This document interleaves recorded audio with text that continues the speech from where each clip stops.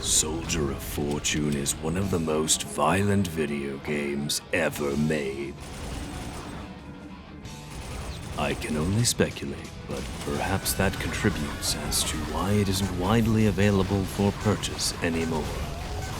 It was developed by Raven Software and published by Activision for PC in Y2K. A PlayStation 2 port was planned, but delayed and came out exactly 1 month after 9/11.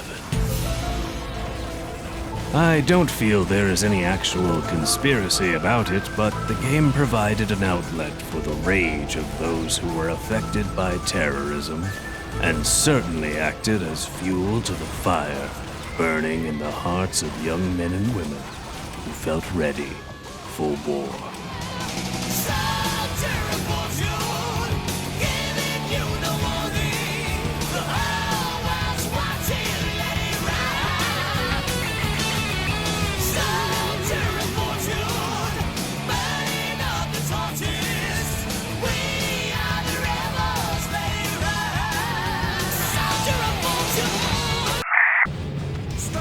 In the game, you find yourself playing as sociopathic serial killer. You play as mercenary John Mullins, a man seemingly capable of anything with little to no remorse. Despite the character's stomach for disemboweling a man with a shotgun, it is quite possible for the player to complete many of the otherwise sadistic missions of Mr. Mullins without a single casualty. That isn't easy, and neither is the standard mission cycle without using any cheats. We have been spoon-fed with 3D spotting, objective distance indicators, waypoints, compasses, and other helpful directives in many modern games.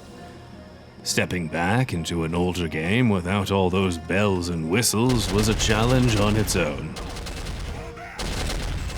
And getting the game to run was another challenge in and of itself.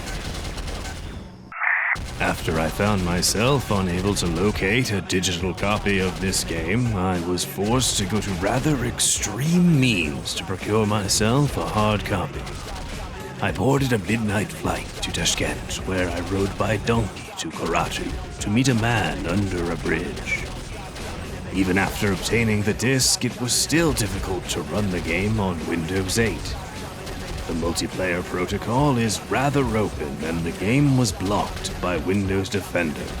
Even bypassing that, the game needs to be run as an administrator and doesn't visually scale well with modern resolutions. Fortunately, the good people at megalag.org have patched and posted a fix to take care of both of those issues. Thank you to Megalag and everyone out there that maintains and updates older games in this way. Your work does not go unnoticed.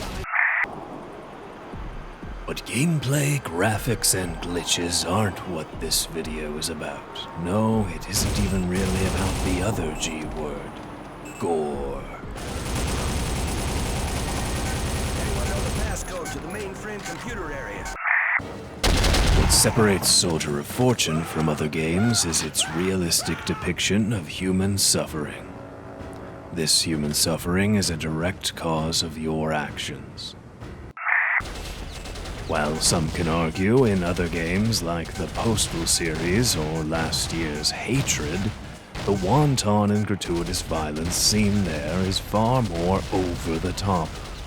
Soldier of Fortune depicts the casualties of war, where this kind of violence is slighted and becomes somewhat second nature. Shooting off a man's limbs comes as a byproduct of the mission, not the focus of it. What this means is the game carries an underlying tone of success at any cost.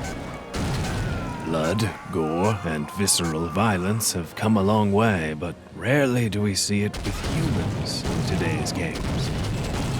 We also find ourselves dying horrifically in Dead Space and Tomb Raider, but generally when the combat is directed toward another human, it is quick and sometimes humorous.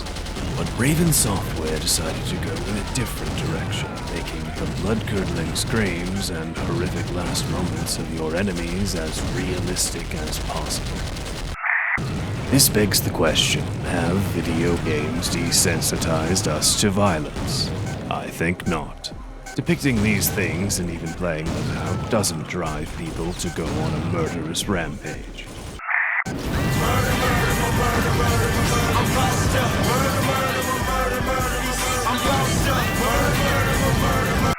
We have the capabilities now to make a game even more graphically violent than this, yet no one does.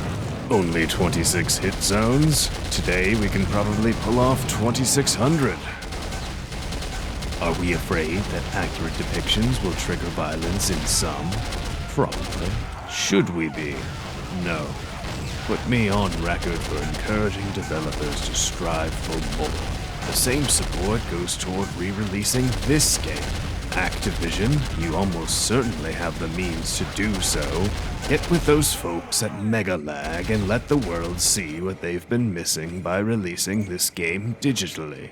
Then use those proceeds to reboot and revamp this franchise.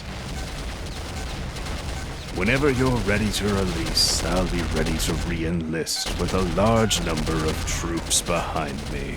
Until then, this is post-broadcast. Sua Sponte, signing off.